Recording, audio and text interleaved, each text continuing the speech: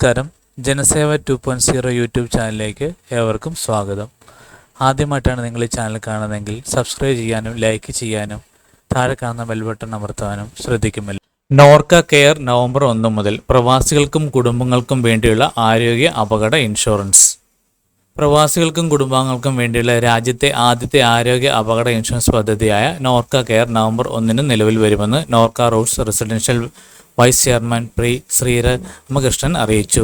പദ്ധതിയുടെ ഉദ്ഘാടനം 22-ന് മുഖ്യമന്ത്രി പിണറായി വിജയൻ നിർവഹിക്കും.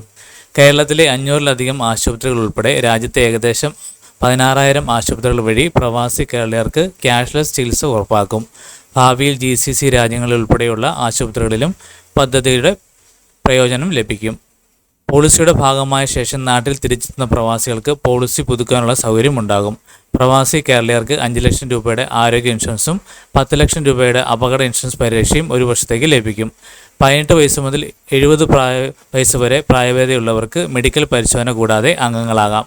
നിലവിലെ രോഗങ്ങൾക്കും പരിരക്ഷയുണ്ടാവും.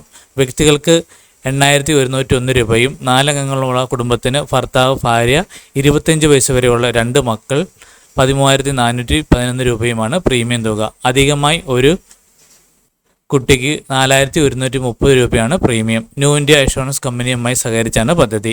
രജിസ്ട്രേഷൻ നടപടികൾ 22 മുതൽ ഒക്ടോബർ 22 വരെ. ഇതിനായുള്ള പ്രത്യേക ആപ്പ് 22-ന് സജ്ജമാക്കുമെന്ന് നോർക്ക റൂട്ട്സ് CEO അജിത് കോളശ്ശേരി പറഞ്ഞു. വിദേശത്ത് പ്രവാസി കേരളീയർ ജോലി ചെയ്യുന്ന കമ്പനികൾ, നോർക്ക അംഗീകരിച്ച പ്രവാസി സംഘടനകൾ എന്നിവ വഴിയും രജിസ്ട്രേഷൻ ഉണ്ടാകും. അംഗീകാരമില്ലാത്ത പ്രവാസി സംഘടനകൾക്ക് മാസ് എൻറോൾമെൻറ്റിനായി നിബന്ധനകൾക്ക് വിധേയമായി താൽക്കാലിക ID നമ്പർ നൽകും. പദ്ധതിയെക്കുറിച്ച് അറിയാൻ 24 മണിക്കൂറും പ്രവർത്തിക്കുന്ന നോർക്ക ഗ്ലോബൽ കോൺടാക്ട് സെൻറ്ററിൽ ബന്ധപ്പെടാം. Toll free number 1800-425-3939. ഇന്ത്യയിൽ നിന്നാണ്.